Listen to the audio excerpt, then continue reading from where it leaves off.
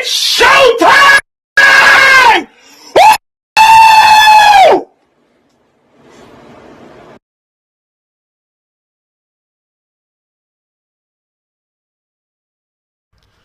Hello, ladies and gentlemen. Welcome to the Newscast, number 102, with your host, as always, Hakeem Johnson. Before we start anything, as we always do, I'm going to make sure everyone can hear me. Is my mic okay? Can you guys hear me clearly?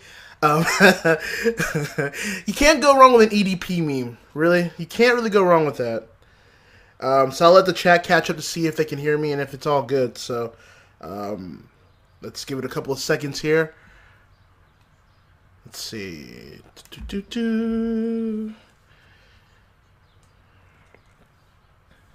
see, it's okay. I can hear. Okay. Okay, cool. You guys can hear me. Awesome. Great. Well, ladies and gentlemen, this is number 102 of the Newscast, titled properly Money in the Tank. Obviously, a reference to this Sunday's Money in the Bank pay-per-view, which is unique in its own way this year, and we will get to that shortly. As I just stated, I am Hakeem Johnson, your host for the evening, always as the Newscast rolls on.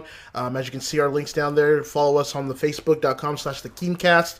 Follow us on Twitter @TheKeemcast if you are a new fan. Streamlabs.com/TheAnimeCW if you would like to donate any amount that you can be able to for the Newscast and for your boy as we go through this pandemic at the moment. So anything that can help is all the more cool with me. So spread the word. Tell the people that your boy Hakeem's here. Hide your kids, hide your wives, hide your ramens, hide your money, hide everything that Hakeem will probably take from you. I'm just kidding. I'm not like that for the most part.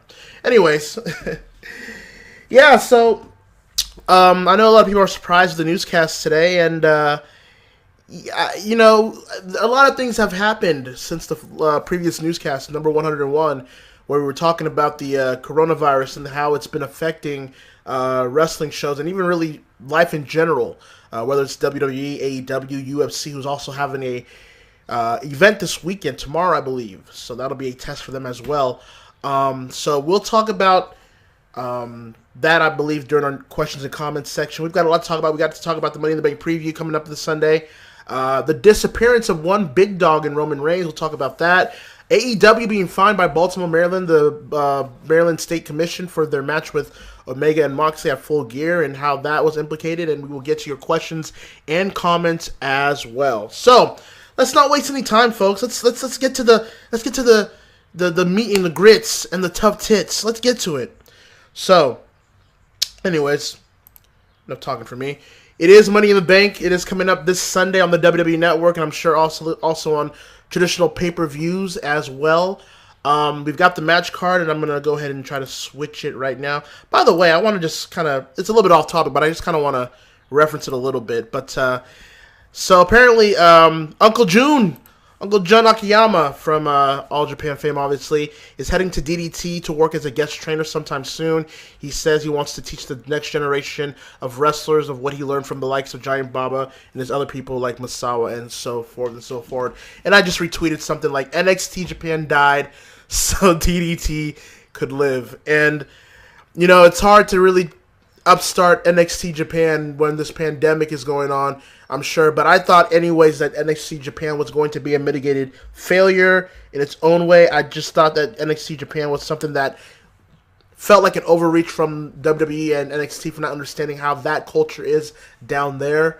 So maybe a blessing in disguise for that, but for the moment, no NXT Japan, and Jun, who was practicing English to be a guest trainer at the PC to probably jumpstart that whole fruition, is now officially being delayed, if not being done overall. So, anyways, I just wanted to share that. I thought it was pretty funny. But, anyways, let's get some Money in the Bank. Money in the Bank 2020. Money in the Bank. Shorty, what you think? Anyways, that was cringe. But anyways, I'm going to look at the Wikipedia list because Wikipedia never lies and will always tell the truth, and it's always verifiable. So why wouldn't I go to Wikipedia? Anyways, Money in the Bank. This is the list that we've got so far. We've got, I believe, 6 matches, excuse me, at the time of this recording, at the time of this week, at the time of this day. So we're going to go bottom up, and we'll save the Money in the Bank match for last. But anyways, we've got the New Day Big E and Kofi Kingston, the champions, defended the almost said Impulse. Wow. The SmackDown Tag Team Championships against The Miz and Morrison. The Forgotten Sons that would comprise of Steve Cutler and Jason Riker. And Lucha House Party of Gran Metalik and Lince Dorado. Now, I believe the New Day won the titles, I believe, a couple of weeks ago. I don't know. I'm not watching SmackDown live, at least. I'm at least keeping tabs with gifs and highlights on YouTube if I care enough if it's good, or reports on your, casual or frequent, wrestling sites, if you want to call it. But from what I heard, the New Day are the champs once again, which I get it. You want to, put the titles on your team that are reliable, that can really get the best out of it at this time. The Forgotten Sons just got called up from NXT a couple of weeks ago to the SmackDown brand, and they're relatively new. Miz and Morrison have been a tag team for over a decade now, so they are well in tune as to what that aspect of tag team wrestling is. Lucha House Party, it seems to me like Lucha House Party were just added here to add another team, since there were no other teams available at the time. But hey, a good shout out for Gran Metalik and Lince Dorado to get on pay-per-view, quote unquote. So, but in terms of in-ring action, it should be good. Obviously, it should be a good contest. But it's just the nature of the beast, and it's not just because of the coronavirus, but it's just the nature of the beast of the WWE at the very moment is clearly not. It's not hot. It's an ice cold product to me. It's not just me, to a lot of people, as if any indications of last week's SmackDown and this week's Raw ratings will imply. Nobody's watching a mediocre product during this pandemic, and they weren't even really watching it, or at least were stabilized, if not watching it, period, before all that. But now, all this pandemic has done has accelerated the ratings to go downward to where there's no interest or little interest. All they have really to go upon is their social media numbers, which really doesn't mean anything. It's not a guarantee. It's not a consistent factor in terms of where you are in terms of making money. Can you translate those social media numbers into profit, into money? And WWE was making record profit anyways because of the TV deals they signed with either Saudi Arabia, not the TV deal there, but the partnership to do events there, which is not going to happen anytime soon now. And then the TV rights that they just got last year from USA and Fox. And I'm sure USA, and especially Fox, have to be disappointed with the numbers that they're putting in right now, whether it's a pandemic or not, because they are forcing their hand to provide live television every week, which honestly to me, I know certain states are opening, if not are doing a soft or hard reset to get things back to normalcy. I'm still kind of against the idea of live wrestling at the moment. It just feels too uncontrollable. It feels just too risky to do at the moment. And that goes to WWE, AEW, New Japan, Impact, whoever's doing them live. I'm just really against it at the point where it's not going to make a difference as to what your ratings are going to be the following week. But be that as that may, it is what it is. I mean, if this is going to go as long as it's going to go, which I have my convictions and disagreements about it, but if it's going to go as long as people are reporting it to go, which could be early next spring, or even next year into the fall, then you kind of have to do what you have to do, but you got to take precaution, which is what WWE and AEW and the like are all doing. So anyways, I just got into a little sidetrack there, but it just bears repeating. But I would expect New Day to retain. I think you wouldn't give the titles to them if you weren't expecting them to have a lengthy title reign during this whole situation. Otherwise, you would have kept it on Miz and Morrison if that was the case. But yeah, I would think New Day is going to be victorious here this coming Sunday. And New Day, I mean, I know a lot of people are trying to force the narrative that they are the greatest faction or the greatest stable of all time in WWE history, and that's just complete revisionist bullshit that a lot of people are trying to force themselves to believe because they want to, I don't know, they want to make it seem like the Attitude Era or the Ruthless Aggression Era isn't shit compared to now, which is completely wrong. I mean, I'm not saying that the Attitude Era and the Ruthless Aggression Eras haven't aged well, because a lot of certain parts of those eras haven't aged well, period. But it still was a great time in wrestling in terms of where people were engaged and people were still watching wrestling, and that's not the case anymore. But anyways, New Day, they are successful in the modern era in terms of what they've done, but I don't consider them the greatest faction of all time. That's ridiculous. But I do expect them to retain the titles here, and where they go from here, I'm assuming they might go into a more lengthy feud with the Forgotten Sons, which doesn't really excite me whatsoever, so I really couldn't care less. But next matchup for the WWE Championship, Drew McIntyre will defend the title against the Monday Night Messiah, or the Gotten To Twitter account, Seth Rollins. I'm going to be honest with you first and foremost. I am not interested. I have no desire to see Seth Rollins in a title picture at the moment right now. I'm just kind of over Rollins personally in terms of his character, and quite frankly outside of the ring as well. I'm just kind of not fond of Rollins at the moment, and I don't think he's really a guy that moves any needle. I can tell you that he doesn't move any needle. You can just look at last year when he was the champion. Remember when, people were trying to make Rollins to be the guy that says, oh, just put Rollins in Roman's Reigns spot. He'll draw just the numbers as Roman, if not more, because he's more likable.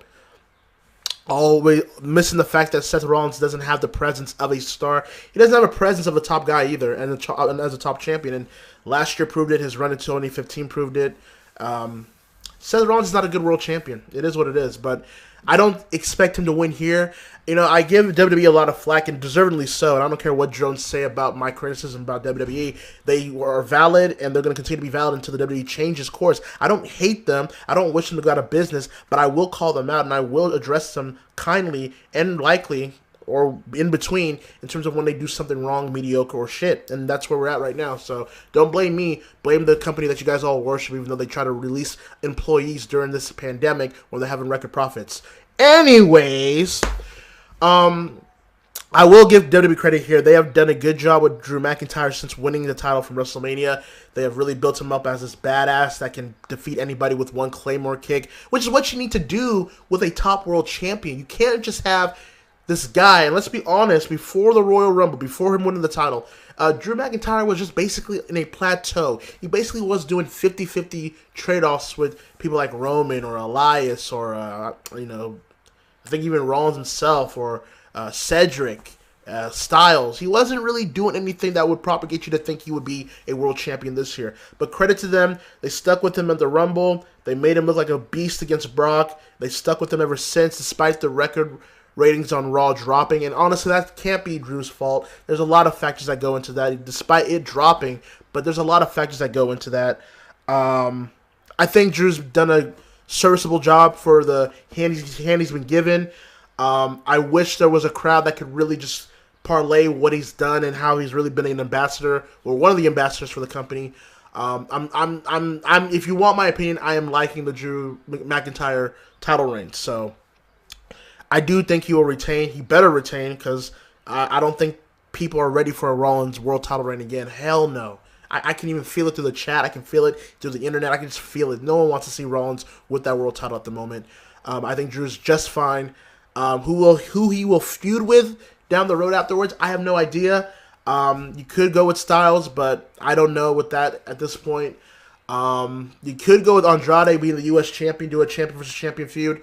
I mean, it's not like you have anything to risk with this pandemic. I don't know. I don't know where Drew goes from here, but I do expect him to retain on Sunday. Let's see here.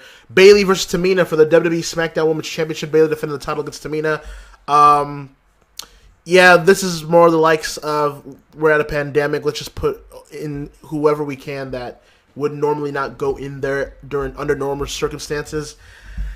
I mean, obviously, I think Bayley retains, but it's this company. This company likes to do things like swerve their audience for being loyal and following their stories or lack thereof. They like to punish their viewers by swerving them when there was they like to punish their viewers by swerving them when no one called for a swerve, or it's just a stupid, dumb plot twist. You know what I mean? I don't think you'll see it here.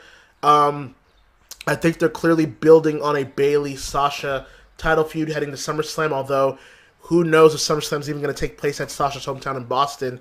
It was just reported this week that Boston is not looking to have any big events happening this year, and that if you're looking to do one in Boston, you have to look somewhere else. And if that's the case, we're not probably getting a SummerSlam in Boston. It's probably going to be the PC Center again. But either way, I do think Bayley and Sasha is the destination it's going anyways, where Sasha will be the one to dethrone Bayley. But Bayley will retain here. And I also do think maybe that's where the Bayley-Sasha seed will be planted even further with this match. We'll see. We'll see where that goes. But, yeah, expect Bayley to retain, obviously. I'm laughing at this next one. For the WWE Universal Championship, Braun Strowman defends the title against Bray Wyatt. The Fiend, the Fiend, the Fiend, the Fiend, the Fiend. I'm going to tell you right now, for the past couple of days, if not weeks, I have forgotten who was the Universal Champion. And then I would just see someone on my Twitter line just post something. I'm like, oh shit, it's Braun Strowman. I've honestly thought that there's been only one WWE champion, that's Drew McIntyre. I know who Drew McIntyre is and him being the WWE champion. I keep forgetting that Braun Strowman is the Universal Champion. What a non-factor. What an irrelevant champion that we have right now on the SmackDown side of things. And you know what? I'm not the one feeling sorry for Braun Strowman either. I mean, this is a guy that tried to shit on people that were forced to be laid off or furloughed from their daily normal jobs and tried to go on Twitter and Instagram to shit on those type of people. Were saying that they were lazy and that they were unappreciative to the quote-unquote opportunity that they were given and that they're just bitching online. And yet, you know, EC3 and Spud, his close friends, you would think they were just let go or released or furloughed, and he was quiet as a church mouse. It's funny how that works. But so... And then him beating Goldberg in the Universal title match at WrestleMania, even though it was originally scheduled for Roman Reigns to be in that slot.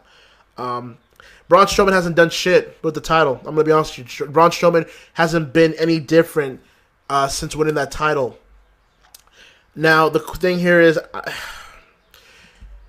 the Fiend character, to me, it's like its initial run was promising. And I think everyone can agree with that. Even those that are very jaded against WWE like myself.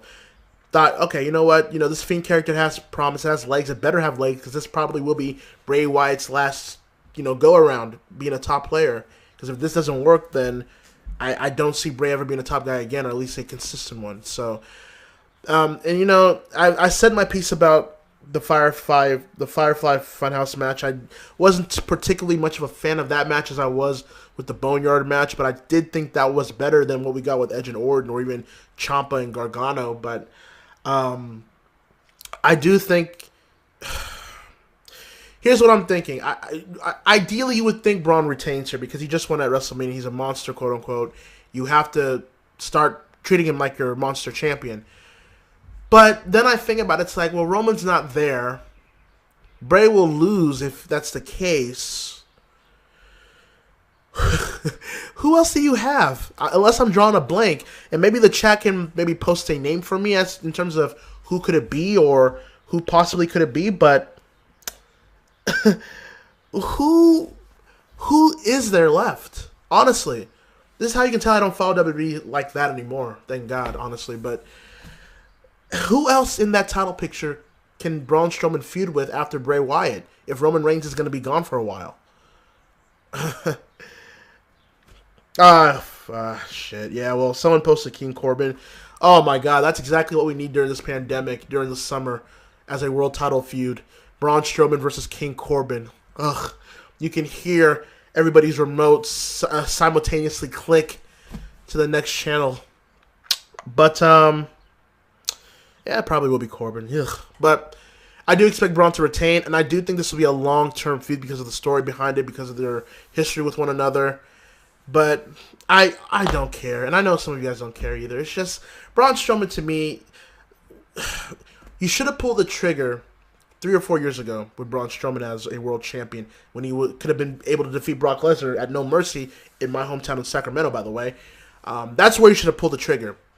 And every single time that they failed, Braun Strowman's stock began to drop. And you can just feel it now. You know, 3 to 4 years ago, Braun Strowman had the hype of a Ryback back in 2012 when he was starting to get over. And I remember because I was at the former Arco Arena, the Sleep Train Arena, excuse me. I mean, if you're from Sacramento, you call the Arco Arena anyways. So, shut up. But, no, honestly, though, I remember when I was there for Ryback in October when Punk just turned heel, and he had the feud going up with Ryback at Hell in a Cell. And I can tell you from being there live, yes, Cena got over, but when Ryback's music hit, that crowd exploded. And maybe you guys can go back and watch that segment again, but the place erupted. It felt like the arena was shaking. Everybody in unison, and fuck, I did it too. Everyone was just going, feed me more. And they repeated that for damn near 2 minutes straight. It was so awesome. It's like, wow, they have a star. They have a star other than Cena that can really be something for this company. And then, obviously, whatever happened is whatever happened, obviously. And that's kind of where Braun Strowman's momentum was 3 years ago, to me. But then they squandered it, and now he's the champion to where nobody cares now. So it's sad. That's just the state of the WWE and how they cannot build stars or even try to make stars, because the last great star they ever made was John Cena, and compare his metrics to the likes of a Hogan and a Austin and The Rock. I mean, come on, it's a different level here. But it's sad because there's a lot of people that are talented in WWE that could be stars tomorrow, if not yesterday. And this company just either cannot do it anymore, or they refuse to do it because they are afraid that a guy could be a top star and be bigger than the brand and leave the WWE to go do something else, which is stupid, because how do you expect any of us to be invested in the stars you continue to promote as superstars? How can we be emotionally invested towards these people if you're telling us that, well, we're going to just keep him at a certain level, he's not going to get to a certain level? You know, I'm seeing people like Ricochet, on Monday losing to the likes of Shane Thorne and Brandon Vink. Saw that clip, and, Ricochet's talking about how, oh, I won't lose again. And people, rightfully so, me included, were on Twitter, blasting him for trying to be a good corporate employee, trying to make a situation that is grim into something that's good. And it's just, okay, if you want that, that's fine. But I don't want to hear any bitching when you do eventually want to leave, and then you expect us to be there to be sympathetic towards you. That's just, I'm sick of wrestlers like that. I'm sick of wrestlers that are going to bitch, and then when we try to tell them you should leave there or that you should take a risk, they try to berate you for that, and then they get sick of it, actually, and then they come crawling back to you for support. It's like, fuck you, dude. I'm like, if you don't want to respect us, why should we respect you? But that's a little bit of a tangent. But anyways, I do expect Braun Strowman to retain the Universal title. It'll be probably a lengthy feud with Bray before we probably will get to Corbin, King Corbin. Yeah. God, what a dire SmackDown brand that is. But anyways, we finally get to the 2 Money in the Bank matches that are set for this Sunday. We'll talk about the men's side of things here. Daniel Bryan, Rey Mysterio, Aleister Black, King Corbin, Otis, and AJ Styles. Bit of a diverse group this year, quite frankly. A lot of different styles in that matchup. But it does have a potential to be something good. So, let's play my favorite game here. Let's play the process of elimination game, because I love it during these times, during like a Money in the Bank or Royal Rumble. But anyways, let's play it here. So we've got 3 from Raw, 3 from SmackDown. 3 SmackDown guys: Daniel Bryan, King Corbin, and Otis. When you got your 3 Raw guys: Rey Mysterio, Aleister Black, and AJ Styles. So who's gonna win it? You got to think long term here. And I know it's hard with WWE these days, but think long term here. I don't see Rey Mysterio winning. He's just there to put over the other talent and display his high-flying moveset as he always does. But I don't see Mysterio winning. I know a lot of people think there's a chance King Corbin will win, but he's already the King of the Ring. He's already the recent King of the Ring winner. He already has his title, if you will. He doesn't need another one with the Money in the Bank briefcase. Him being King of the Ring will always be something that he can use to justify getting a title shot, so he doesn't need this briefcase. Nor do I want him to see him have that briefcase, but I'm just being objective here. I love Otis. Y'all know I love Otis. For a while, I thought the Otis, Mandy, Sonya, Dolph storyline was the best storyline in the company. Quite frankly, it probably still is, but be that as I may, I love Otis. He's going to be the underdog, which is weird because of the man's size and strength, but he's going to be the underdog in the match. He'll have his hope spots here and there, but I ultimately don't see Otis winning either. I'm sure Dolph will get involved to stop Otis from getting close to winning the briefcase, so you got to cancel that out. That leaves 3 people now, so that leaves AJ Styles, Daniel Bryan, and Aleister Black. I know a lot of you people are some fans of Aleister Black. I think you people think that Aleister Black is someone that will have his moment here. I'm here to tell you that I don't see it happening. If you're to believe the reports out there, Aleister Black has been a project of Vince and Heyman all the way dating back to last year, and they have been trying to protect him pretty well. And, I guess you can say he's been protected pretty well. I just don't see them crowning the briefcase to him during this period. It just would feel like it would come off as flat, and they have been very protective of Aleister up to this point. So I would have to go. Let's see. So yeah, I think Aleister Black, he'll have his hook spots as well, but ultimately he won't be victorious. And I'm thinking here, we've got Daniel Bryan, AJ Styles. Arguably, I mean, they obviously are the top 2 stars of this match. If AJ wins it, you would have to think, I mean, I don't know if he's still healed. I mean, I know the OC's gone now, and he got buried by Taker, but he came back as if he wasn't a heel. I don't know. It's weird, but if AJ wins it, he'll probably go after Drew for a while. If Daniel Bryan wins it, he probably will go after a champion, King Corbin, which will stem from this match. So, what I'm thinking here is that who is going to have the long-term effects to where it benefits their respective brand? And if we're going by that metric, I think AJ Styles is winning on Sunday. I think, personally, AJ Styles will win the briefcase this Sunday. He just came off a quote-unquote critically acclaimed Boneyard match with The Undertaker. He's still one of the top stars of Raw, if not WWE. He's a reliable worker with anybody that he's in the ring with. And I think he's a guy that would also be able to put over Drew McIntyre the proper way to really jumpstart that title reign, because even though it's not Drew's fault, I want to emphasize that very clearly. It's not Drew's fault that, you know, the ratings have been just utter free fall and that no one's really paying attention to the product. It's not his fault. But I think his title reign can use something that could really just solidify him being a true main event champion. I think AJ Styles is the guy to do that. I think Daniel Bryan was put here also to give it star power, and he'll have his war with AJ Styles. But I don't think Daniel Bryan is somebody that they want to put their bag all in on at the moment right now, especially because of this whole pandemic, and Daniel Bryan is very vulnerable to it, apparently. So his contract, as a matter of fact, is, I believe, coming up on August, if reports are to be believed. His contract's coming up in August, and they may not know if he's convinced to stay. They might not know if he's going to be there long term anyways. And he's been staying with his wife and children at home. With Daniel Bryan, it's a risk from the WWE's perspective. So I think AJ Styles will win the men's Money in the Bank match and the briefcase, and that should be that long-term main event feud between AJ and Drew going to the summer and fall. So that's just my opinion. But it should be entertaining. It should be an interesting matchup. I really can't say the same thing for the women's Money in the Bank ladder match, though. I have to be honest with you, and I'll just tell you right now. The list here is Asuka, Shayna Baszler, Nia Jax, Dana Brooke, Lacey Evans, and Carmella. Yikes.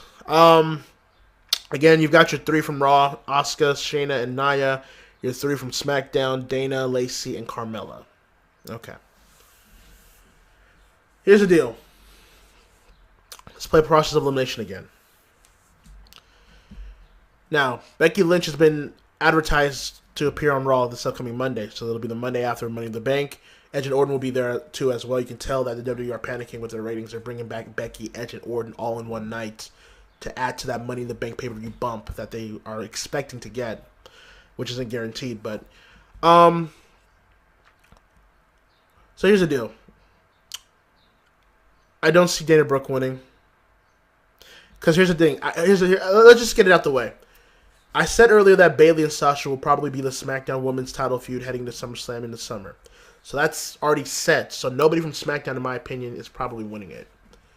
I could be wrong. I could be assuming too much. But unless they really want to just screw over Sasha when she wins the title from Bayley at SummerSlam, and then Lacey Evans comes in and just cashes in on her and wins it, just screwing over Sasha once again. But you know, I mean, I wouldn't put it past them. But I'm confident to saying that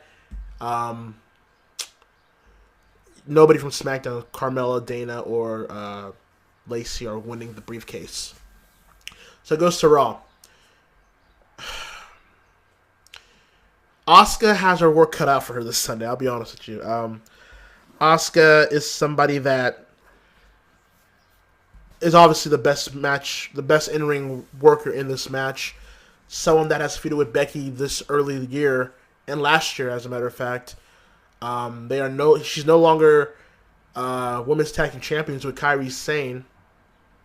Kairi Sane, by the way, just disappearing off the face of the earth unless you're watching main event, and her contract's coming up soon. And I do think she might consider weighing her options. Thank gosh, she needs to leave that place. But anyways, Asuka, you would think she's the favorite, honestly, but I don't see it happening. They just went through the whole thing with Becky and Asuka last year and early this year.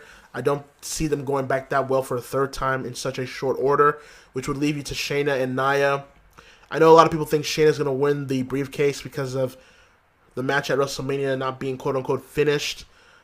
But I'm here to tell you that, and it's going to obviously happen, but yeah, I think Nia's winning, folks.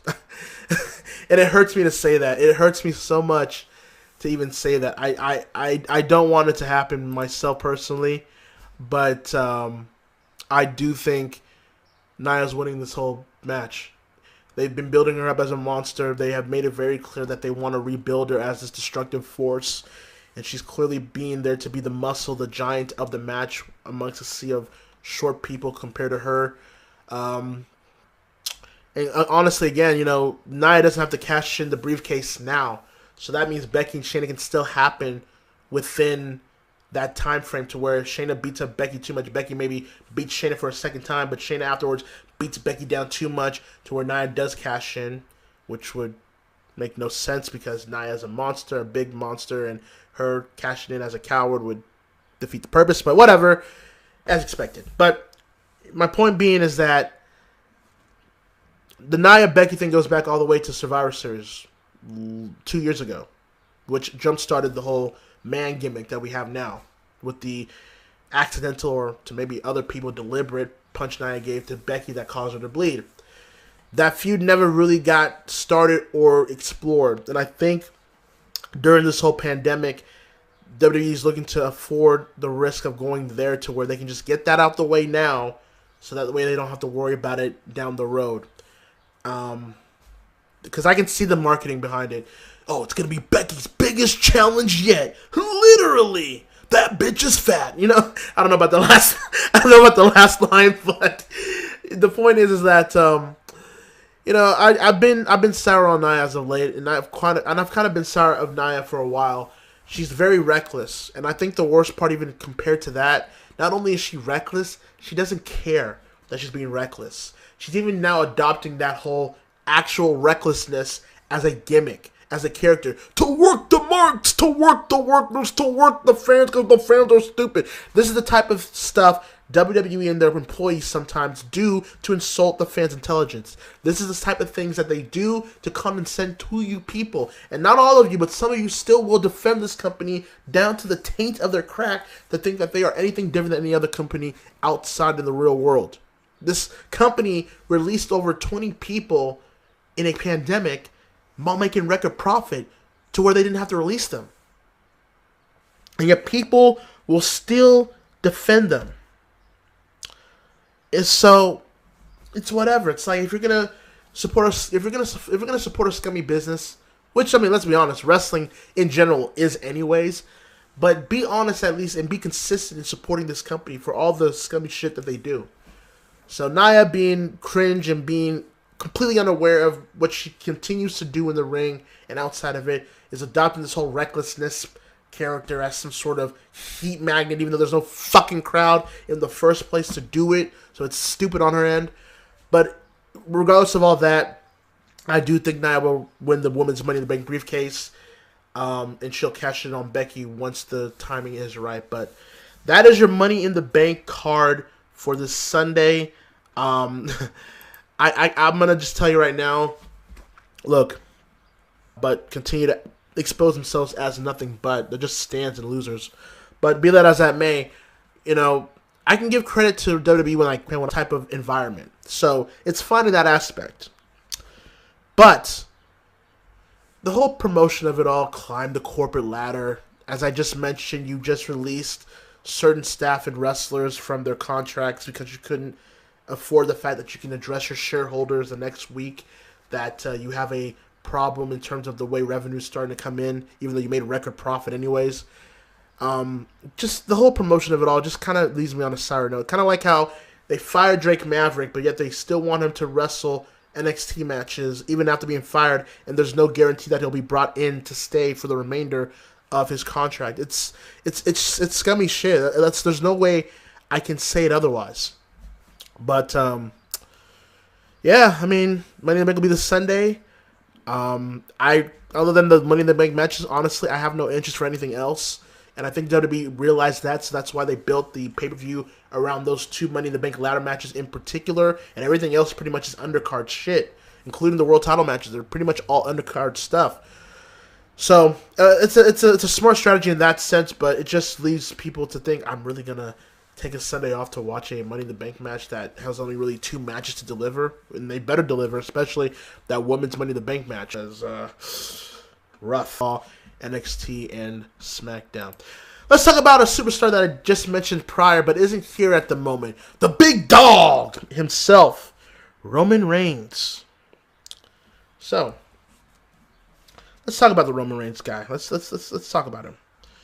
So, if you noticed, and I will, if you noticed this past Monday, I didn't really because I didn't watch the show, but I got people sending me like tweets, and I saw it on my Twitter line. But apparently, Roman Reigns has been not wiped from history. That's kind of the wrong terminology for it. But a lot of people think that Roman Reigns is right now being hidden in plain sight, if you will.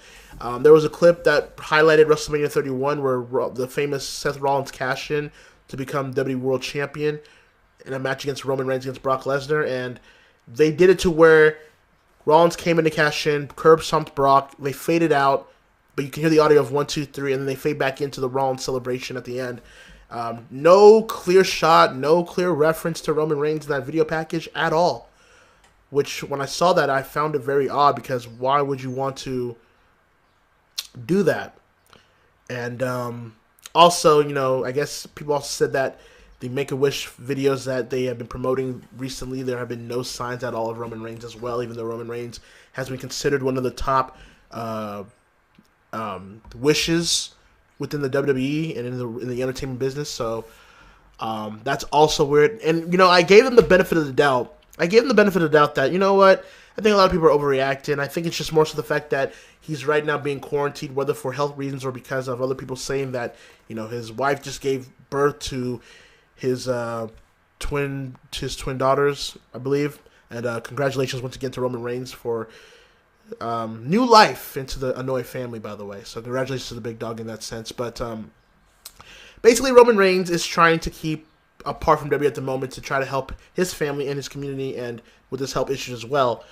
So I thought, you know, people were overreacting a little bit, saying like they're not talking about Roman Reigns anymore, because I'm thinking like, well, if he's not going to be here around for a while during this whole pandemic, who knows where the pandemic's going to go either way. I mean, you know, I get it. I can see that.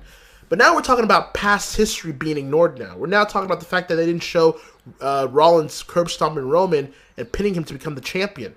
Now we're just doing revisionist history in that fact now. And that is something that is weird. As a matter of fact, I want to actually go to a Forbes article here that did talk about the Roman Reigns situation. Let me go ahead and switch gears here real quick. Yeah, let me go ahead and talk about this here. I'm not going to read the whole thing, but I'm just going to read what's been opined here. But Monday on Raw, WWE continued to stir up speculation. A bit controversial decision to skip the WrestleMania 36 tapings due to being immunocompromised. Excuse me. Reigns suffers from a form of chronic myeloid leukemia (CML), and his pre-existing condition placed him at a higher risk for severe infection from the spread of COVID here. As a matter of fact, Reigns made some comments on his live Instagram. You know is what you think. Oh, go and flip that cover open and read a few pages. You know, Roman is saying I have things that are happening in his life right now that are pulling him away from WWE, including myself. He wasn't that. I don't want to keep using the word erase from. Let's see. Oh boy. I guess we are lagging here. 1 second, guys.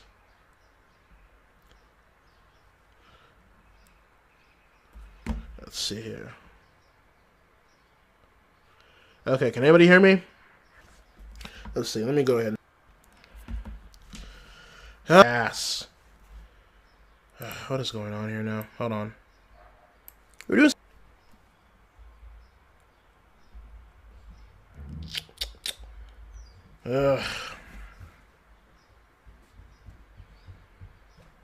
Let's see here. It's running fine on my phone and laptops, so yeah.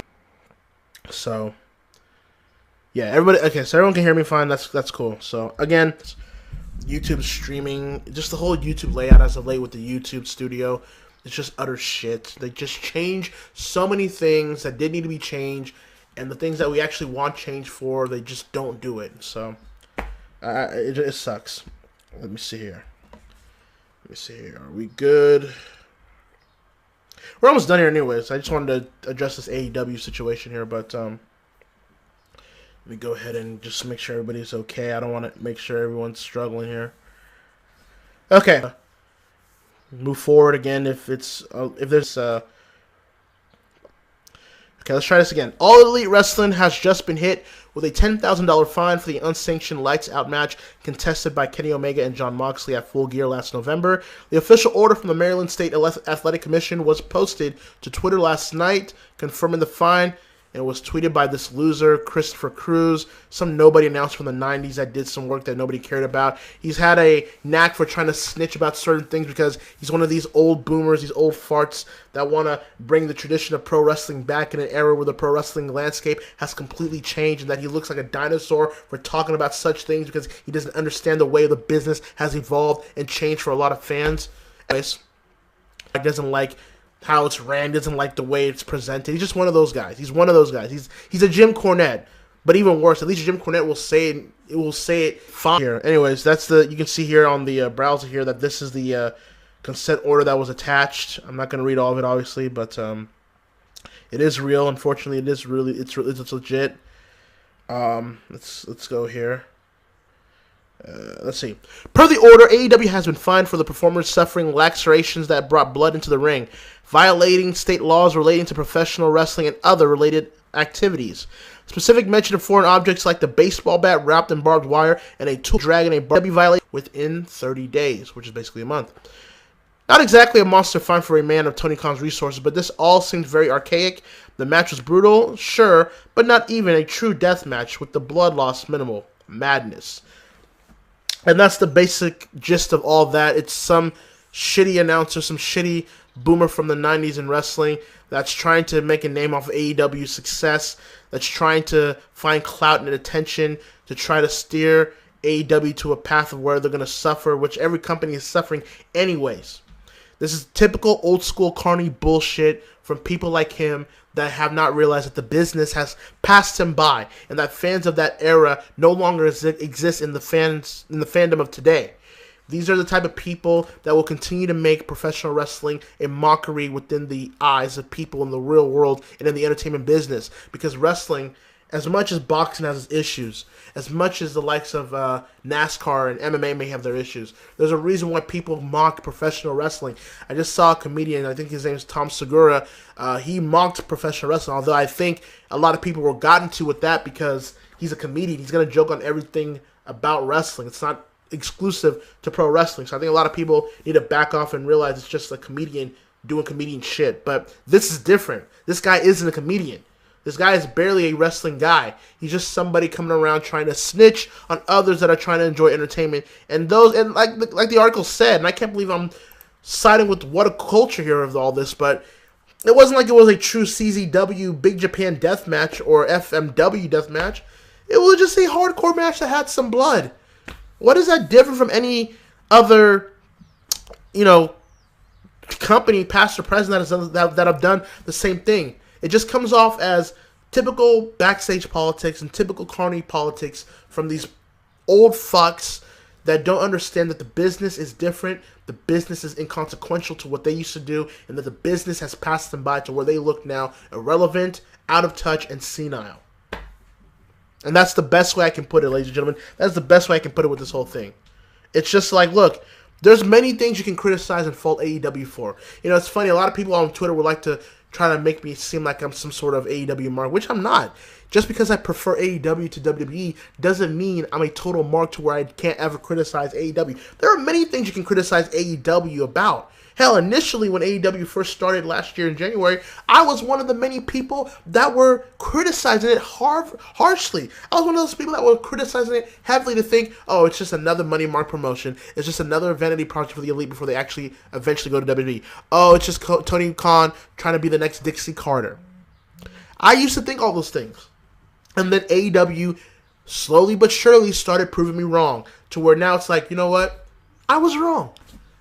I know we live in an era where personal accountability and personal responsibility are a foreign concept to where everybody wants to pass the buck to everybody but themselves. But I have no issue saying that if I'm right, I'm right. And I tend to be right at times. But if I'm wrong, I have no issue whatsoever to tell people that I am wrong. I have no issue trying to tell people that, you know what, I was wrong. I didn't mean what I guess I was wrong. I was way off base. They are proving that they are not a new TNA or a new WCW. They are a true alternative to the WWE. And in terms of nightly viewership, they are a true alternative to NXT. And if the ratings proved what they proved this week, although I need people to relax on the ratings right now because they really don't mean anything during this pandemic. Whether AEW or NXT win or lose, it doesn't matter right now. Once we start getting fans back and the ultimate experience of the wrestling entertainment aspect comes back, then we can start talking about those things again. But even with that said, AEW just signed a 3 to 4 year extension deal with TNT. So they're not going anywhere. They're not going anywhere. They might suffer a couple of millions of dollars because of this whole pandemic, sure. But let's be honest, the Khan family are more richer than Vince McMahon. Although they have a budget at the moment with AEW because they're trying to be, smart fiscally and socially with their business. I know it's a novel concept, but anyways, what I'm basically saying is that there are many things to criticize AEW with. Just because I enjoy AEW more than WWE doesn't mean I can't criticize AEW. But this is not one of them. This is just a bitter, vindictive boomer that doesn't like the way wrestling is now and feels like AEW is the culprit of all this, which is ridiculous because they just started last year. It's just a guy that's looking for fame, attention, and clout off AEW's success. And people can see it through. People can see it coming. People know that kind of carny bullshit. And are actively making fun of him for it. And so was I on Twitter and right now. Fuck you, Christopher Cruz, for being a carny. Fuck you for being a boomer trying to stifle the business to where business right now is still slow anyways. And you're trying to send it down to a downward spiral even faster. So fuck you for that. And also, fuck you for trying to make you think that your martyrism is going to get you some sort of clout or attention in 2020. Go fuck yourself. And we will the next time you're spoke about again, it's probably going to be on Wrestling News Observer saying he was a great man. So, there you go.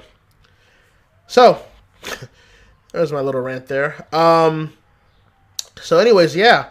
We are an hour in. This might be the fastest time I've reached the Q&A portion of this newscast. So I am getting better at this. I am proud of myself. I'm going to pat my back like I'm Barry Horowitz. There we go. There we go. All right, so it is questions and answers time. So you guys know the drill. You guys know how this goes. If you guys have any questions you guys would like to post on the chat room live, you can go ahead and do so right now. I will read them and answer them to the best of my abilities. If I don't see your questions on the chat room, if I happen to miss it or ignore it, please don't take it personally. I just did not see it. Just keep posting it and repeating it until I do get to it eventually. So you guys can ask me anything. I'll try to answer to the best of my knowledge. But yeah, so I'll just wait for the live chat to catch up and post whatever they would like to post at the moment. So while you guys do that, by the way, let's see here. Let's see here. God damn, the chat blew up there. Wow, that didn't take long. Yeesh. As I'm talking right now, SmackDown is also live right now, so let's see here. Give me a second, folks. Let me just go ahead and I gotta pick very carefully here, because I'm a careful boy. I'm a big boy. Okay, I'm being stupid. It's hey, look, it's Friday. Look, hey, look, I woke up today and I thought it's today Friday. That's how much this pandemic has really just kind of stringed me out here. You know, it's just like I don't know if it's Friday or Thursday or Monday anymore. You know what I'm saying? I don't know. By the way, just want to picture of Jamie Hayter from Starter. Fuck you, Carl Fredericks. Fuck you, Carl Fredericks. Fuck you, man. I just want to post that. Anyways, I am a piece of shit. You live amongst them. All right. Let's see here. All right, we've got a lot of questions here. Actually, I'm actually impressed. Okay, well, we're gonna get into it. All right, so let's begin. Hakeem, have you taken in the suggestions I relayed to you about Ichigo, Aang, and Dark Magician? All right, listen, I need to address this as well, because I know this is an ACW question. Just because you guys offer suggestions, while I do look at them and I do give it some thought, doesn't mean I have to accept them. Doesn't mean I have to put them into the storylines, because quite frankly, every time there's an off season, I have my storylines locked in for the upcoming season. So the season that we're in right now, I can guarantee you 95% of the storylines from now until Animania 6 in Atlanta, it's all locked in. Everything's all been settled. Like, I have my storylines. Now, if I see something that I do like, if I do see something that does pique my interest here and there, that's all good. That's fine. I have no problem with that. But, you know, just because you give suggestions doesn't mean I have to accept them. And doesn't mean I have to do them. But I can always look at them and read them. So I just want to make that very clear, because I think a lot of people get that confused a lot when people think that I have to do what they say. And it's like, I've never been that type of guy. I've always been very loyal, and I've been always very appreciative to my fans, because I love my fans, because without the fans, ACW doesn't work, it doesn't exist, yada yada. I'm always humble. I always say humble things about my fandom. But that doesn't mean people feel like they need to tell me how to run the league in terms of what I've been doing for 14 years. That's just the way. I don't know. That's just the way it is. So, okay, let's see here. Official King Trey, have WWE hit bottom yet? I don't think we've seen it yet. I don't think WWE have hit their absolute bottom yet. But we are starting to get towards that trend. We are starting to get towards that trajectory. Think about it. Raw got a 1.8 rating this year in terms of viewership.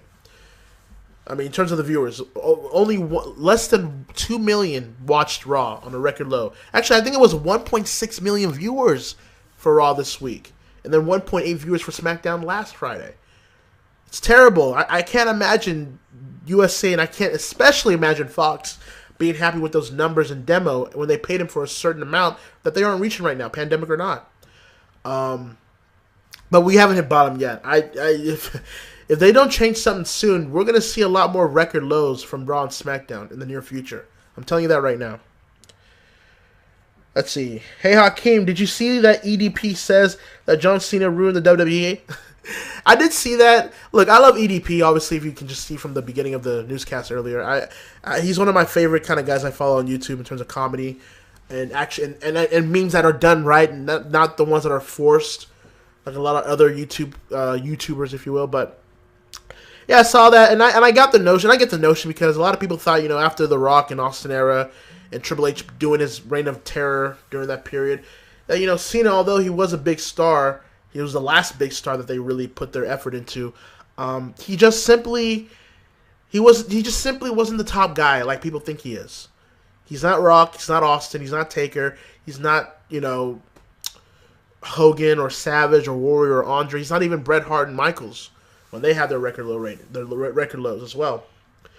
So it's sad, but that's just the business, and that's just the way the WWE operate now. They don't want any superstar being bigger than the brand. They feel that the WWE brand, is the draw, which is very risky, because if the WWE product is bad or mediocre, then everything else suffers along with it, which is where we're at right now. So that's just the way. That's just how it is. We're gonna do stuff like that.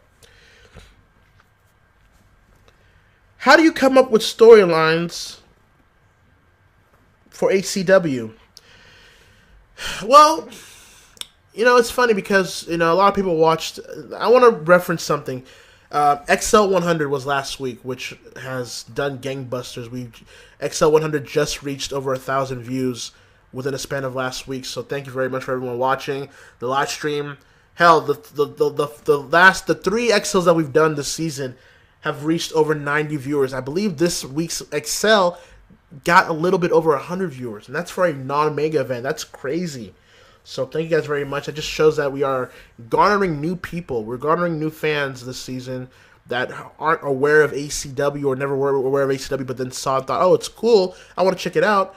And that's always been my thing. It's like you want to appeal to a newer audience too. Like you can't always appeal to a certain 10 to 20 people that watch your stuff. It's like you got to expand beyond that. You've got to make ways to put in an effort to where you're going beyond your core fandom, your core fan base. And that's what I've always strived to do since starting ACW. And I truly believe that's why ACW has grown this season and quite frankly the past 2 seasons, because my effort has always been to try to appeal not just to my core fans that have stuck loyal with me, and I thank them for it, but to also provide some for newer fans that, in the context of pro wrestling, can see an anime character like Naruto or Sasuke or Hiei or Ichigo or Haru Glory or Edward Elric or Juri Sanada or Reiko Hinamoto or Suka Kazama or Yoko Lindner and just be like, oh man, all my favorite anime and gaming characters are all under a pro wrestling setting.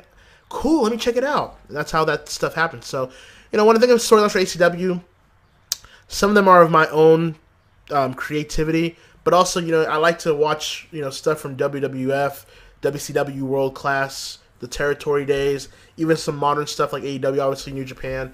And then I also watch other, entertainment shows, whether it's on YouTube or, on, on YouTube or, on an anime I'm watching. And then I like to incorporate those storylines and put them into my own perspective to create the best thing I can with those storylines. So that's just kind of the way my mind works. I always lock down my storylines during the off season, but sometimes I lock down my seasons during the season happening. So last season, the last season that we just did, the 2017 season, half of the storylines that are going to happen this season were already locked down by then. So, that's that with that. So, I'm always one step ahead, even though when people think I'm not. Even when I'm on hiatus, I'm always one step ahead, as you'll see throughout this season. Now I've kept saying scheduling is subject to change. So that means, say if I say this is going to be next week, and then there's certain things that happen out of my control that I've delayed. But I'm glad I'm doing it this way, because I would always put an exact date on a show or an event or a segment, and I just wouldn't be able to meet up to it, and just damn, I hate disappointing my fans because I don't get it down on the exact date like I promised.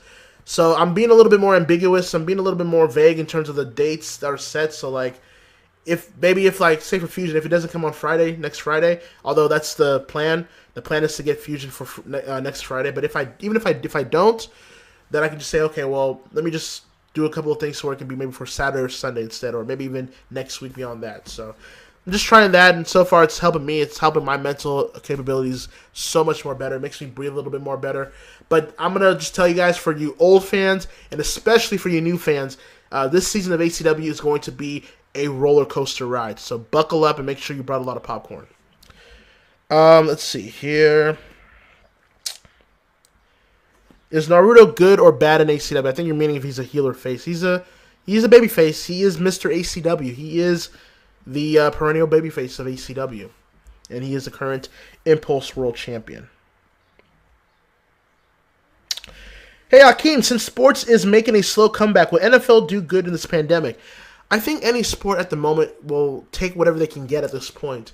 Luckily for the NFL, they're in their off season right now, so the pressure. Maybe the pressure is less on them at the moment. Maybe they're trying to hope for something come August or September to see where they go from here, but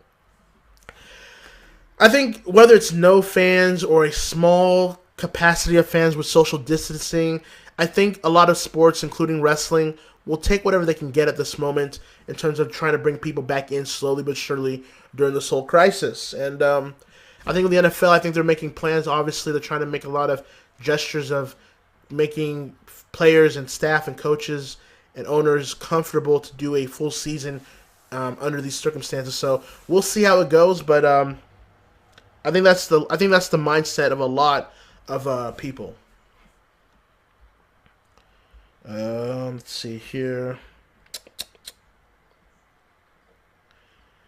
If there was a crossover of an anime, what crossover would you like to see? I don't know. I mean, are we going past versus present? 2 present shows, 2 past shows?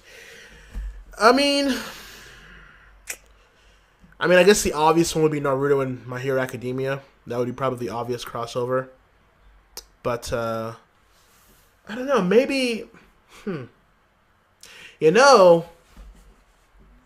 I always thought Attack on Titan and Yu Yu Hakusho would have a pretty dope crossover too, like Yusuke, Kurabara, Hiei, and Kurama, you know, all coming in and fighting with the Titans fighting with the Scouts to fight the Titans. I always thought that would be cool too, but that would be a couple of crossovers I'd like to see. To be fair, I have not caught up with my anime, and quite frankly, anime is at a halt right now during this pandemic too. So, but I'm trying to catch up to a lot of anime. So, because I mean, it's ACW. I'm a fan of anime. I love anime, and you know, as time continues to go forward, new faces come in. So, I mean, you have Saichi Shikimoto from Excel, who's part of the anime Golden Kamuy, which I enjoyed. You know, he came in. King JJ last season came in from Yuri on Ice. A show that I enjoyed a lot. I mean, despite certain overtones, I enjoyed it for what it was. Whenever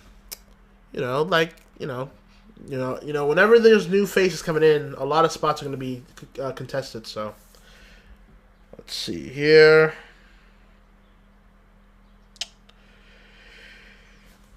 Do you wish that you could put the Millennium Puzzle in 2K19? Oh my god. I mean, look, it's anime. You're not going to get everything exact. That means in terms of jewelry. Oh, don't even get me started on the hair. You're never going to get the exact hairstyle of an anime character. It's just not going to happen. It's not going to happen. You might get lucky here and there, but it's not going to happen. So you just make best for what it is. But, Merritt's back with Control of the Dark Magician in the possession of the Millennium Puzzle. Well, Yukimoto's out of commission at the moment, so not looking good. Not looking good. Let's see here. So when does SmackDown move to Fox Sports 1 permanently? I made a prediction. I think my prediction's coming up this year that, well, I was wrong, honestly. I thought that by March, April that it would move to FS1, and I was wrong on that front, and I have no issues admitting that I was wrong. But, you know, if these ratings continue to free fall, like it's like SmackDown's on right now, and I'm not watching SmackDown obviously, but you know, depending on what the content that they put out right now, if this SmackDown does lower than last week's abysmal rating of 1.8 million viewers, you gotta wonder that the Fox executives are gonna panic and say, okay, look, this isn't working. We may need to do some trial runs of SmackDown going to FS1. They did it one time before. They got under 1 million. I think Fox, and I had a lot of drones try to talk to me and say that, oh, they don't regret it. I can tell you right now, this is Fox. Fox are notorious for dropping shows. No matter how much of a fan following they have, no matter how popular they may be amongst people, there's a certain threshold that they expect certain shows to get. If they don't meet those thresholds, they're going to get canceled, if not moved somewhere to where they can finish off the rest of the season on a death time slot like Friday nights. So, it's not to say that Fox doesn't need live entertainment, because that's why they signed SmackDown, because they need live entertainment for their product, because they don't have the UFC rights anymore, or at least exclusively. But they have to have buyer's remorse in terms of how much they paid this company and the way they're producing the results that they've been producing for the Friday night time slot. You know, Last Man Standing by Tim Allen, before SmackDown moved there, Tim Allen's show was doing like 4 to 5 million viewers per Friday night every week. And now look at where we're at with SmackDown. They're drawing under 2 million. Pandemic or not, they're drawing under 2 million. That's not good. There has to be changes that need to be made, or else we're going to continue this free fall. And there may be a permanent move to FS1 if it continues. If it does, I'll put it this way: if we get to October, if we get to the fall, where football would start, right? if we get to the fall and these numbers still stay the same, if not go lower, yeah, I think we're talking about a permanent move. My opinion, but that's what I think.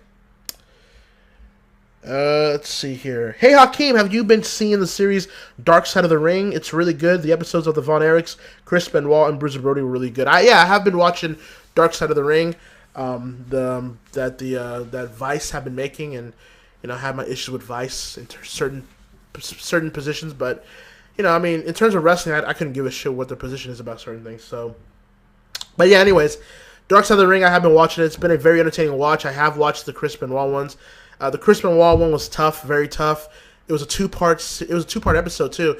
But the Chris Benoit one was very tough because it harkens back to that era. It harkens back to that year where everybody was just unbelievably shocked of what Chris Benoit did to his family and then ultimately himself. And it was just a down period for the wrestling business. It was just a down period for someone like me that was like in high school still watching all this.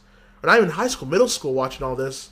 And just, confused and sad and angry about why would he do something like this. But yeah, I watched that. I obviously watched the Von Erichs one, being a world-class market like myself. Another good stuff, you just have to feel bad for Kevin Von Erich for, his whole family is basically gone, and he has his sons Ross and Marshall of MLW fame there with him. But it was a good watch. I saw the Bruiser Brody one. Carlos Colon one day is going to have to answer for his sins. I mean, anyone knows what happened there, and those that cover up for it to this day will have to answer for that. But I've seen that. I saw the Jimmy Snuka one. I need to still watch the Herb Abrams one that came out this week. I heard it was great, and I've been looking forward to that one too. I think next week is the Owen Hart one, the season finale. No, I'm sorry. Next week is the Road Warriors, and then the following week will be the Owen Hart season finale episode, which I'm looking forward to that as well because I know Martha Hart has had her involvement with that episode in particular. And again with Owen Hart, it's sad because I believe Owen's birthday just happened last week, if not this week, I believe. And then a couple of days ago was the anniversary of his death. It sucks that we're never going to get a proper Hall of Fame induction when it should have happened already. I don't want to be the guy like other fans that are going to say, fuck Martha Hart, doing this and doing that. Because, she lost a husband. She did lose a husband that she did love dearly. And her kids lost a father in all of this. Sometimes we need to put away our wrestling perspectives and look in the bigger picture in terms of who got affected from this. But, it just sucks because there's a lot of people, there's a lot of fans, including myself, that would like to celebrate the life and legacy of Owen Hart, a man that was great at what he did, and it just sucks that certain parties are not going to allow that. But I am looking forward to that Owen Hart episode, and I will be watching it as much as I can. I will be making sure to watch it.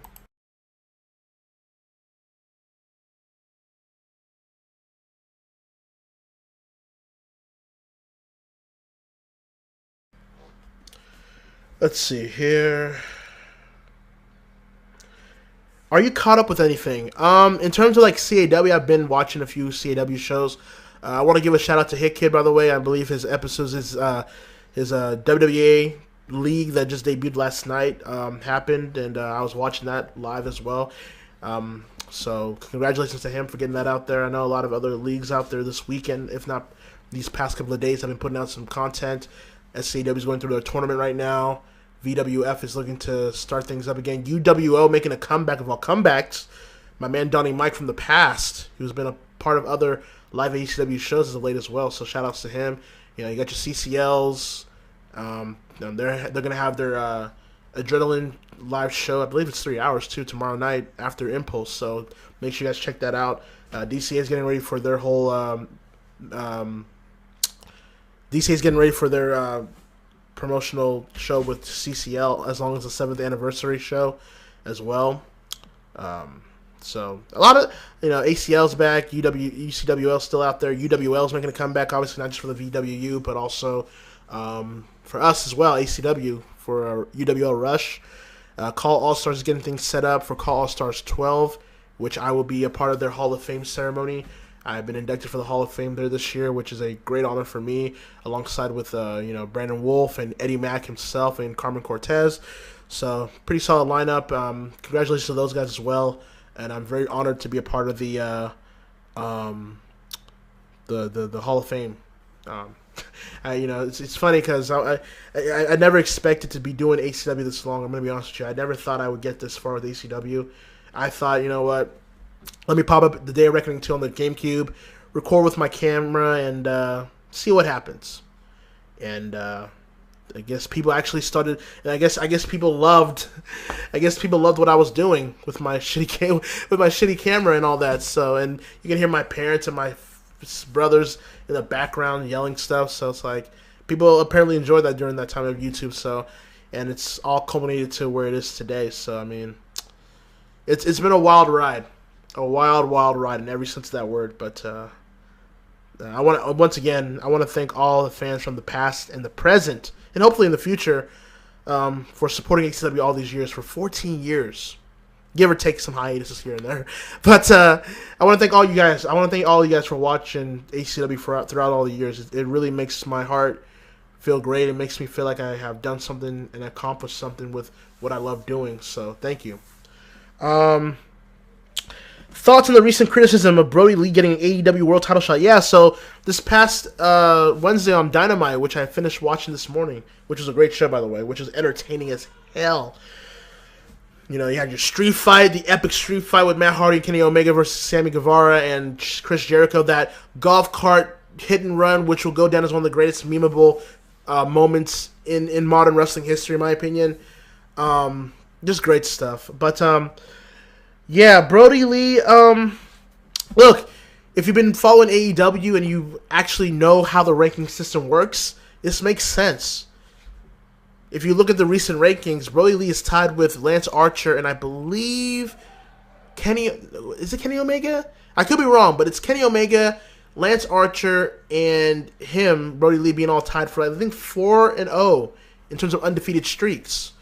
And Cody's at the top of the list, even though he cannot contend for the title. That's why he and Lance Archer are on the top spots. They're competing for the TNT Championship, which elevates the TNT Championship even more.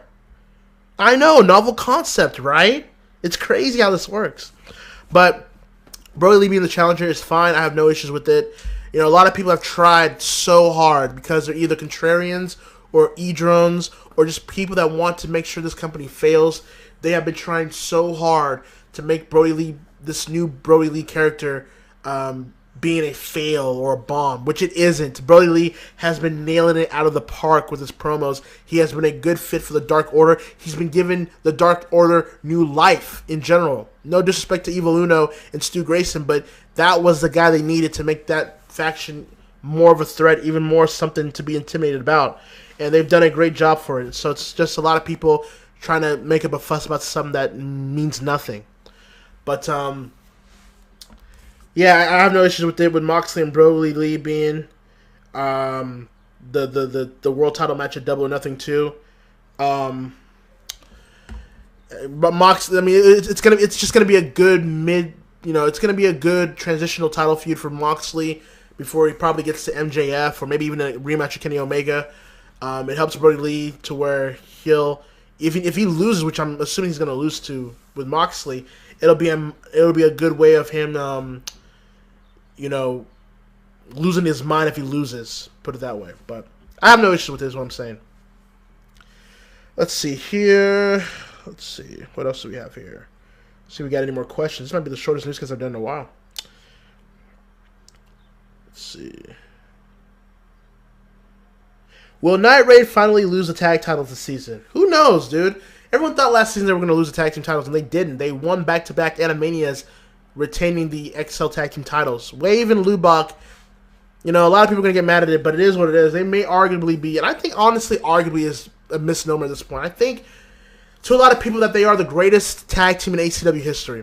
I think you can start making those claims pretty confidently, in my opinion. Let me look at how dominant they have been. They've beaten almost every tag team that have been right in front of them, whether clean or not. They have skated through all these tag teams. So the question is not when are they going to lose the titles, who's going to beat them for those titles? I think that's the question a lot of people should keep in mind. Thoughts on the recent Inside Xbox? I did not watch the Inside Xbox thing. I did not watch it, but apparently they have been giving some perspective and specifics about the the upcoming Xbox generation console that's coming up. I think Xbox.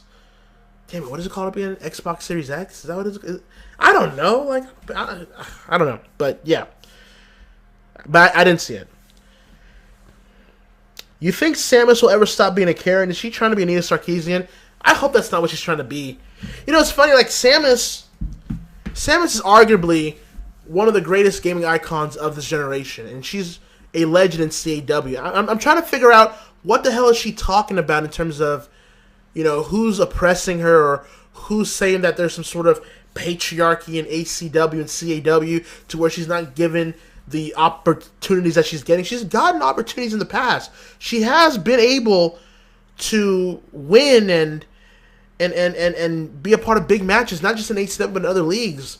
It sounds to me like she's being bitter and she's jealous at the fact that there are newcomers like Yoko Littner and Mikasa Ackerman and Revi and all those type of women that are coming into CAW either relatively new or brand new that are trying to make a name for themselves. And people like Samus do not want to let go of their spot. They don't want to let go of their quote-unquote legacy. I think that's the real issue with Samus. That's just my opinion. That's somebody that is looking from his own perspective. But I don't know where this whole attitude came from. But it is kind of unbecoming of an icon of Samus's stature. Thoughts on WWE 2K Battlegrounds? I mean, I'm not gonna get it. So I mean, it's not like ACW switching to Battlegrounds with that game. So I mean, I don't care. It's a niche game for people that may like the more cartoony, the arcade cartoony-ish style of gaming, which is fine, I guess, if you want to do that. But not in terms of what I do with CAW. In terms of me personally, just not my kind of thing. What do you expect from W2K21 or 22? I expect a good finished game. Can we start there? I expect a complete game. Now, in this era of gaming, which I detest in certain parts, I'm sick of these developers and these publishers giving the consumer these games that are clearly half finished or not finished completely. So they try to use like microtransactions and they try to use DLCs and force the consumer to buy those as well if you want to complete the game, even though shouldn't you just give the complete game from the startup price of whatever you're going to sell it as? I mean, that's how it was back in my days. You didn't have like fucking Super Mario 64 have a Metal Mario DLC. You just played the whole game and explored. You know, it's sad how the way the state of gaming has become in certain ways, but what I expect an improved creation suite. Obviously, for CAW purposes, it's just, you know, WWE 13 had the right idea in terms of using the creation suite, using the green screen. Although I will have to give credit to 2K19 for establishing the Alpha Mask option with clips and segments. It's been a godsend if you've been watching ACW, quite frankly. But I do expect like a improved creation suite. I also do expect more of a. Let me put it this way. I would rather have a WWE universe be the main aspect of your gaming than your my career at this point. I maybe this is coming from a guy that used to play EWR a lot back in the days, but I like to be a guy that wants to be I want to be able to like play as a booker, you know, like TEW or something like that. I want to be able to be the booker, if you will. You know, give me my superstars. Like, let me handle the finances. Let me handle the booking. Let me handle the buildings that we can get in the cities that we can go to. If there's injuries from a wrestler, how I can switch it from there and there. I would like a real-time WWE Universe simulation that's more improved than the half-assed effort we get now because of the my career portion taking a lot of that as well. But I would like that. I would also like the custom soundtracks to come back as well. I would also, because that's something that WWE 13 did as well, very well, in my opinion. I would like for those to come back. It would be a very easy way to do editing and producing better for me. But quite frankly, all you got to do is, here's what I would do. Sign up with Spotify, do a partnership with Pandora or Spotify, and have people that are members of Spotify that have an account with Spotify or Pandora link that account to the My2K or WWE Live section of the game, and that way, whatever soundtracks that you have on Spotify and Pandora, you can easily transfer them to the game when you're creating your character's entrance. I think that would be an ideal idea. I think it's something that you should be doing in 2020, period, to integrate Spotify or Pandora and make those be custom entrances or custom tracks to your characters. I think that's something that would be really cool. Hell, I'd even go a step further and say you can be able to link it up with your computer. Now, granted, certain surveillance here and there will probably prevent that, but like do something to where you have your own cloud server, and then if a person uploads a entrance video, and they can use that to sync it with the game to where they can have their own Titantron. You know what I mean? Stuff like that. So you don't have to always use mods, or you don't have to always try to hack the game to do that. You can just do it seamlessly through that. That's what I would do. But yeah, there's a lot of, and also beta test your game before rushing that game out there to where there's glitches and botches and mistakes all around that game. Like, actually take time and effort to do a trial and error run a couple of times before you can get it to the perfect setting as you want it to get. That's what I would do. But I will give them credit, and because probably they have no choice, because there is no game this year, and the pandemic has made it that way, and there was a lot of backlash for last year. So I will give them this. They are listening, so I believe there was a developer in particular that is actually taking considerations and suggestions of what you would like improvements on. So I don't know where that Twitter is, but if you can find it, just go over there and give out your grievances, because there's a lot of them, and a lot of them that are justified. Let's see here.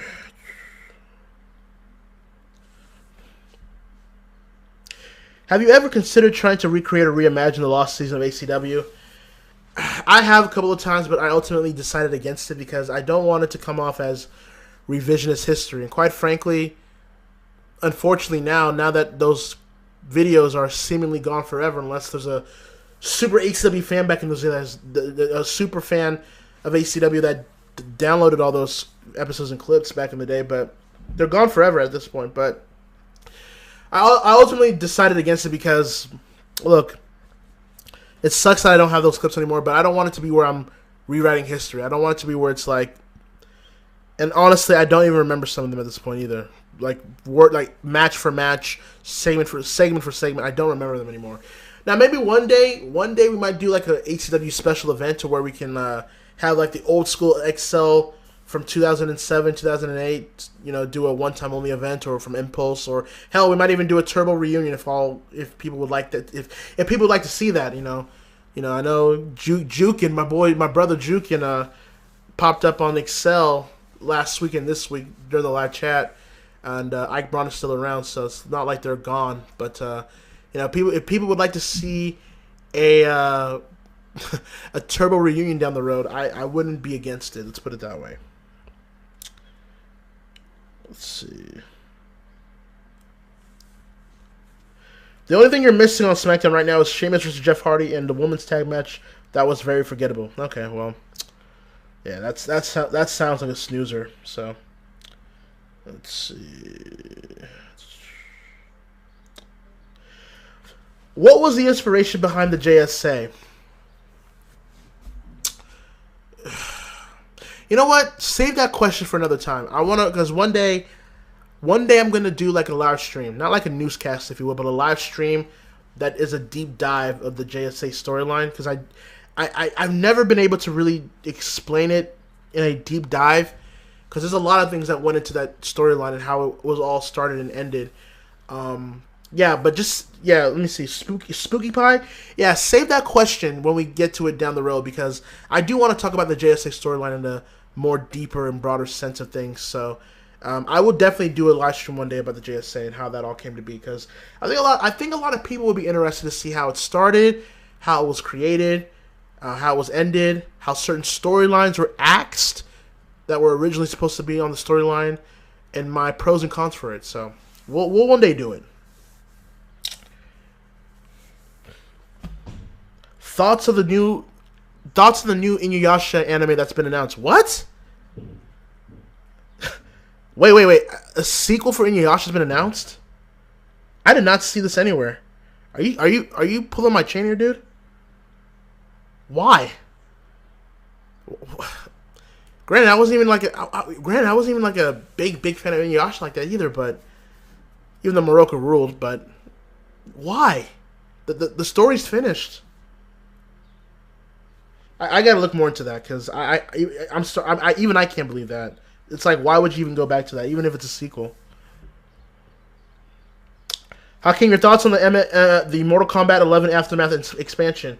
I mean, I didn't really watch it, but all I did see was that RoboCop has been added, and that's cool. Like, I grew up on RoboCop 2 when I was a kid, but, you know, it's like, it feels like Mortal Kombat to me, it's just trying to find ways to strive to be relevant still by getting these other properties of other movies and entertainment forms. Like, they had The Predator, they had Jason Voorhees, and now they have, like, RoboCop. It's like, it just comes off as a desperation ploy. I'm not saying it's wrong, but it's like, it just comes off very desperate. I mean, if that's even the right word for it. Let's see here.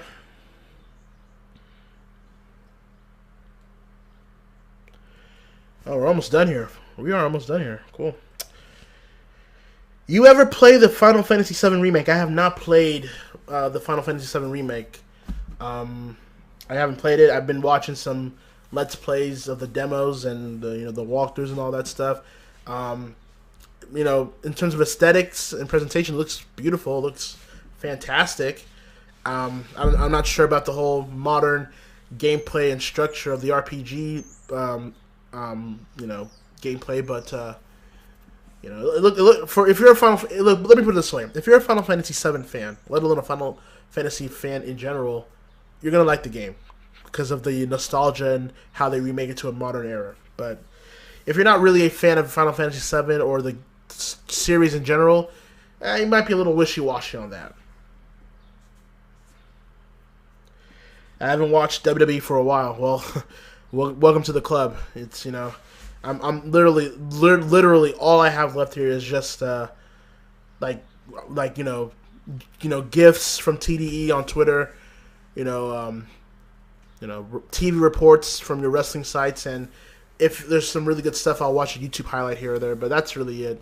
I really don't follow WWE like that like I used to anymore because it's just not worth it. It's just the company is creatively bankrupt and are relying on their former legacy. They're relying on their former name for people to still watching it. But it's like I think one thing people aren't talking about with this whole pandemic is that this pandemic and the reason why the ratings for Raw and SmackDown are on free fall right now is because, to me, I think so many people for so long, because it's been a tradition, have been used to watching wrestling on Monday nights with Raw, and that despite it being bad or mediocre, or even great sometimes, but even mediocre, the habit is to watch Raw on Mondays, because that's the way you grew up watching Raw in WWE. But as this pandemic has shown now that a lot of people's priorities are somewhere else, and a lot of people have been able to break that habit to either watch other things, like whether it's the news or other sports, or do something else that can escape them from the coronavirus. Because here's the thing with AEW, WWE. I want people to listen to me very clearly.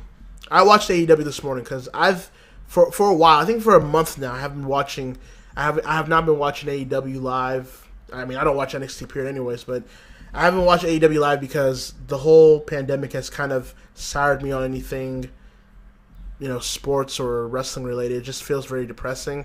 Even though AEW's made the effort to try to be different about it, but it's just not a priority for me to watch. So I finally watched AEW live. I watched AEW Dynamite this morning, and it looked great. The atmosphere, although it may not be a full crowd, it gave off the sense that there is a crowd there at least that'll react accordingly, and it helped a lot. And then you see NXT, and it's just like there's like a dark void around a ring and a stage, and nobody's making any reaction. There's no noise. There's no booing or cheering. It's just like silence as you hear wrestlers slamming each other on the mat or calling spots or just saying things that are very clear to hear. It comes off like a very somber product at the moment.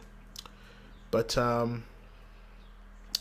that said, I think a lot of people during this time frame are just not watching wrestling, including Raw on Mondays, and they have finally broke that habit to where now Raw is going under 2 million comfortably.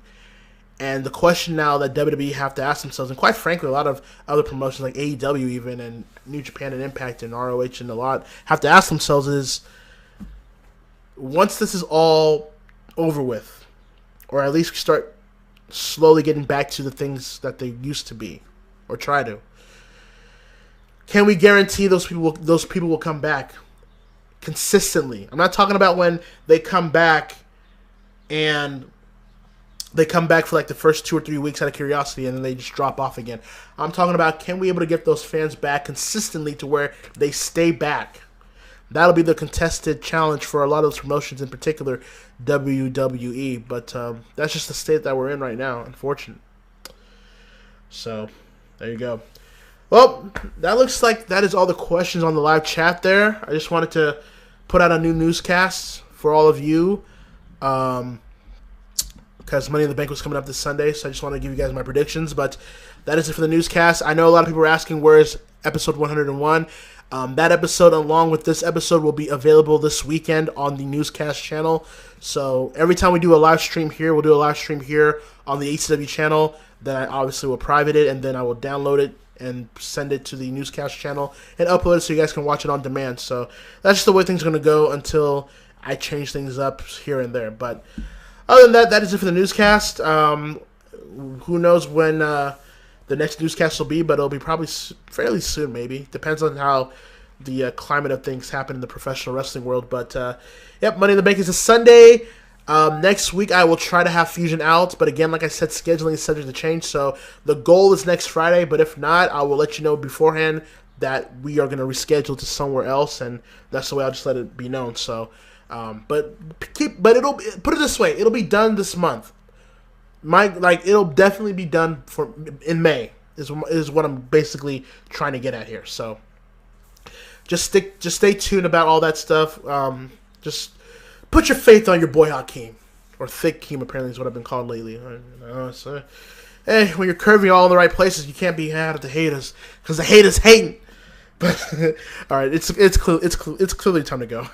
But yeah, thank you for everybody for joining us for the newscast tonight. I will see you guys next time, and until then, as always, stay cool. Stay cool. I'll see you guys next time.